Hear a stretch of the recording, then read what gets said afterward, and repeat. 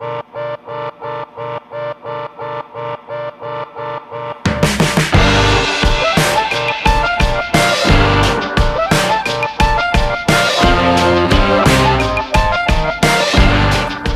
we're here with the Harpoonist and the Axe Murder playing tonight in Valemount. Gentlemen, welcome. Thank you very much. So you're on a pretty big tour right now, Northern BC, the Northern Exposure Tour, Prince Rupert, Valemount, Quesnel, Kitimat, Tara, Smithers, and ending up in PG, Prince George for the Canada Winter Games, which should be exciting. Yes. Yeah. Indeed. If it stops snowing. Yeah. Yeah, it's been a lot of rain this year. I want to talk a little bit about your music. It's been described as raw and primal blues, and I also really love this quote. I'm not sure where I found it, but smothered in greasy, gritty soul and imbued with funk. That's amazing. That's a good quote. I have no clue where that's from.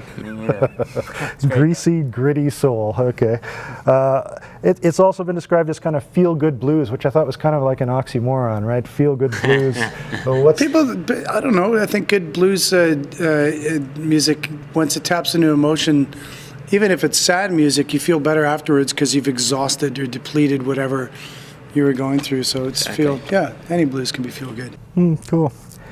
So you've been together since 2006. I understand that you met while recording some sort of radio jingle back in the day.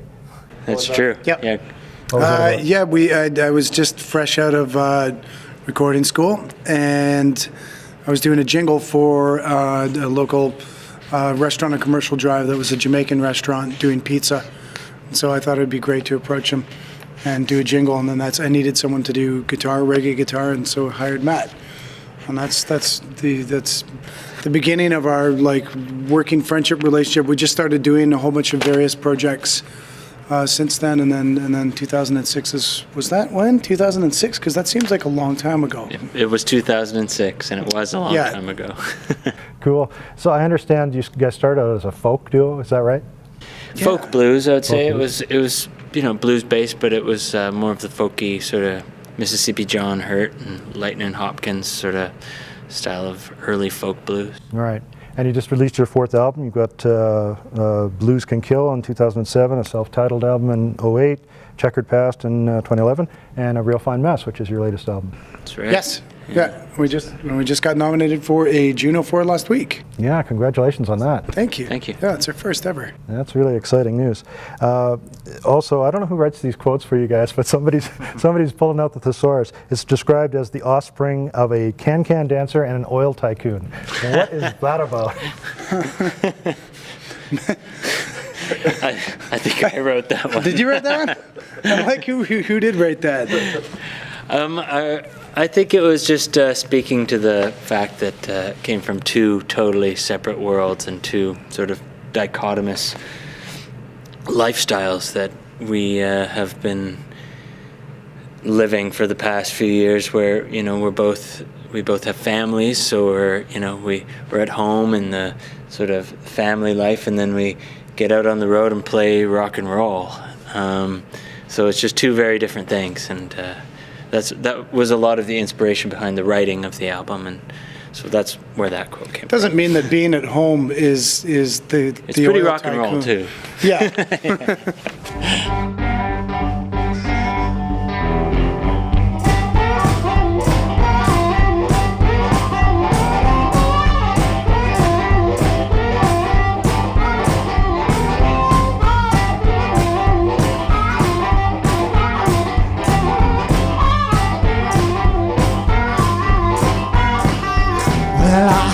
I met a woman, she was 19 years old. Why she down my socks, but she damn my soul.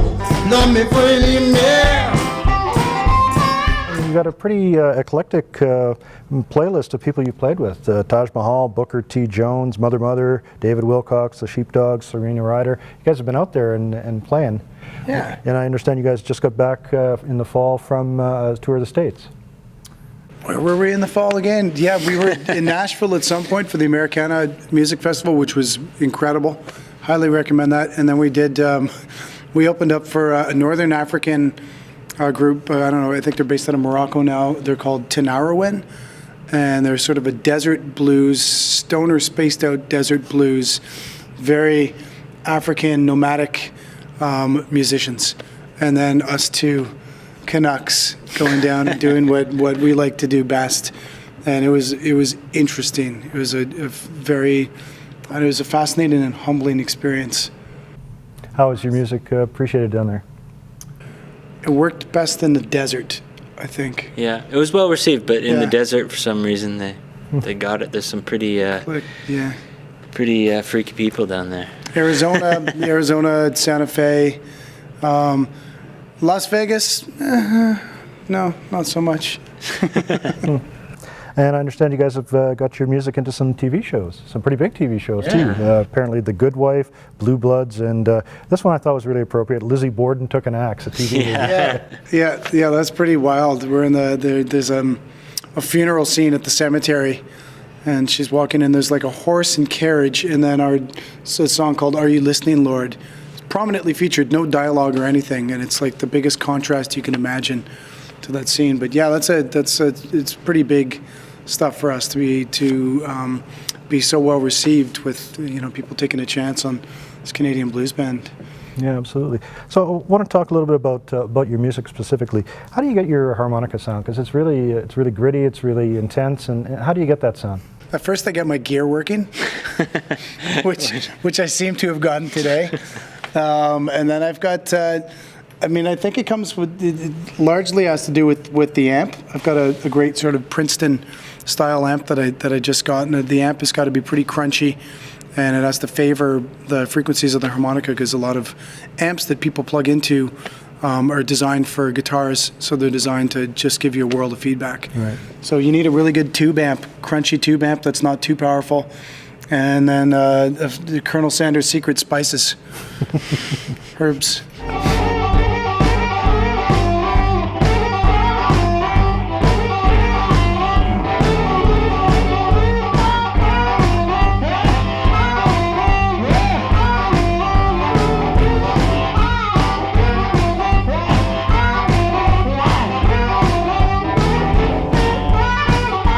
And Matt, how about you? You're playing guitar, you're playing bass, you're playing drums, you're playing everything. How's it all come together? Yeah, it was a slow evolution to sort of get it to this point. And the kick and the snare were sort of a thing that slowly became part of the setup.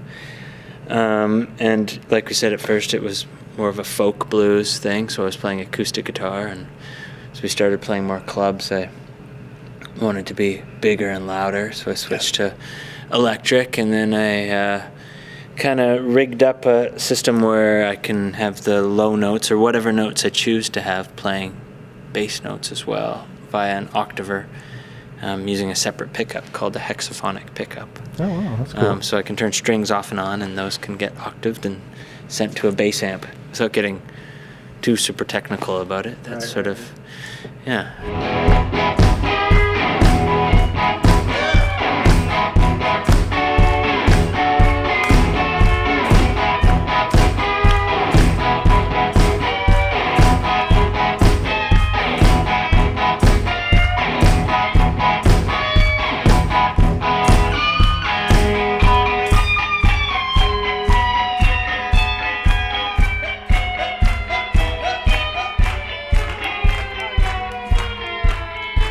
So how did you guys make the decision to do the duo thing rather than putting together a full band and doing that? It's kind of a combination. I think because we'd been in bigger bands throughout the years prior to this band, like Matt was thinking, do you think that it would be neat to do something that's completely stripped down? And could we do something that would allow us to be incredibly creative and really challenging? Because it took us a long time until we sounded half decent. Because otherwise we just sounded like just two guys trying to do some folk blues, but without an original, coming from like a completely original avenue. And I don't know. I think it was more the challenge and the need to want to get back to something a bit more stripped down and to get into that songwriting, and the depth of songwriting in the catalog of blues is seriously, it's deep waters to get into. Can be. Mm-hmm. I don't know. Yeah, I think we just were intrigued by the freedom that it would offer us. Yeah. with just two people. I mean, I'm basically the rhythm section, and we can veer off in any direction as long as Shawn's following me. You don't have to, communicate with two other people or three other people. I'm just a can-can dancer. I'm just an oil tycoon. Yeah, oil tycoon. There you go. Puts a bit of pressure on you though with just the two of you, right? You got nobody else to blame but yourselves. Yeah. And you know, every once in a while, it doesn't happen too often, thank goodness. But you have shows where you're like, whew. Well, if I have a bad show, that's one thing, or if Matt does. But if we both have a bad show, there's no drummer behind us. The bottom drops out. Right. Yeah, the bottom drops out. So it keeps you, it keeps your humility and everything, close, because you realize that at any given moment you could really, lose it. You guys want to help us out on this one and sing a little bit? All right. We'll meet you at the chorus.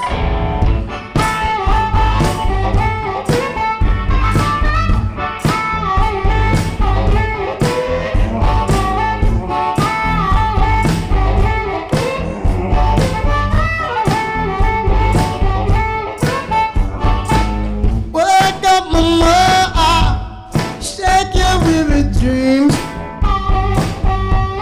Let's talk about A Real Fine Mess, because I listened to all your records and kind of got a sense of it, and there's an evolution. There's a clear, like when you listen to the older stuff and you listen to this record back to back, there's clearly an evolution there. And was it a conscious decision to try to take it in a little bit of a different direction? Because obviously people are reacting really well with the Juno nomination and the reaction you're getting to the music, to this album. What's the story with A Real Fine Mess? Cool. There's a couple stories. You can tell them about where the seed was planted, like that kind of Winnipeg Folk Fest stuff. Yeah, I mean, one big thing is we just realized we really need to up our game in terms of songwriting, and so we spent a lot of time working on the songs, and that was one big thing that changed. And we also, made a few conscious decisions, like we really wanted backup singers. We really loved that sound of the like Joe Cocker, Mad Dogs and Englishmen sound. Was something we really wanted to incorporate because we'd never done it before. Our album previous to this was just the two of us doing everything, even though it was layered and whatnot. And we wanted to expand from that on this one. We wanted to utilize some of the people that we had met on the road and who we thought were really wonderful, and sort of add that dash of color that they could bring to the table. Yeah, you want to pull in your community from across the country. It's a little bit hard for airfare. You can't fly everybody from across the country, but you want to dial it in because you're pretty fortunate if you get to play festivals and be inspired by all the after parties at festivals are some of the most inspiring places, and it's where you're doing all your networking and watching performers perform in front of other musicians, and then it's that kind of spark where Matt and I were like, what if we took these singers and we did this? That would be amazing. What if we won the lottery and did that? That'd be cool. But Great. Well, it's obviously working for you because it's a great sounding record, and the songs are really good and really diverse and interesting, and all the way through it. It's not one of those you fast forward through 3 songs to get to a good song. They're all good songs, and they really sound good. Thank you. What are you guys planning for the future? That's a good question. That's a really good question. Bit of rest. Okay.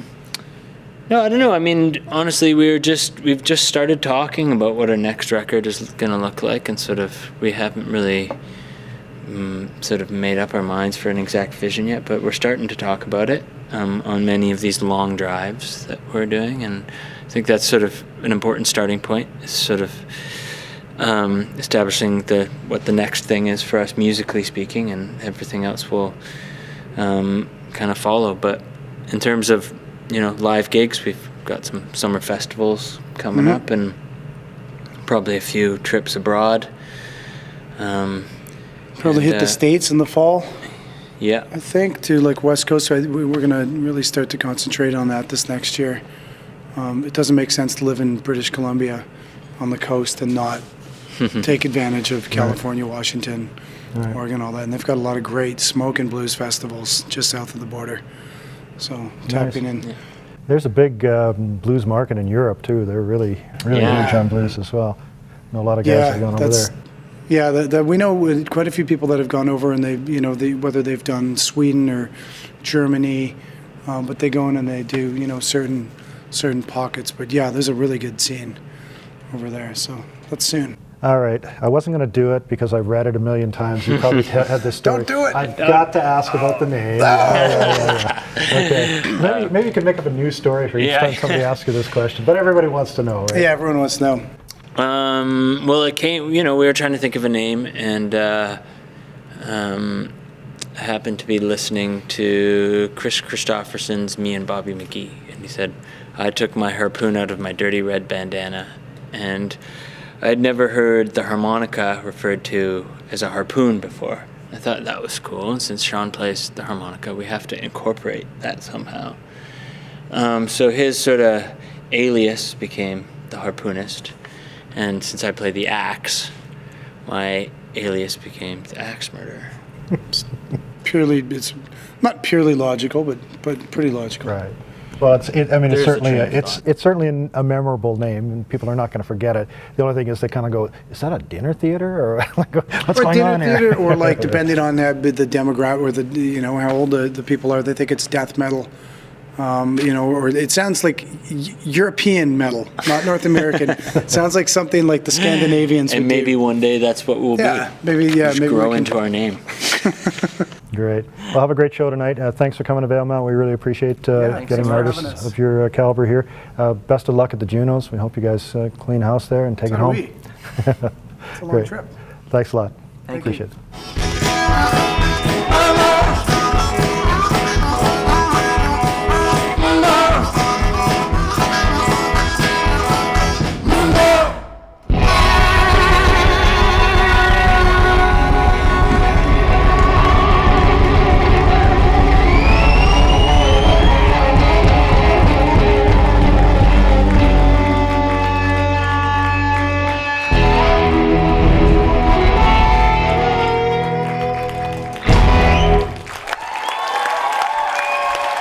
Thank you very much, you guys.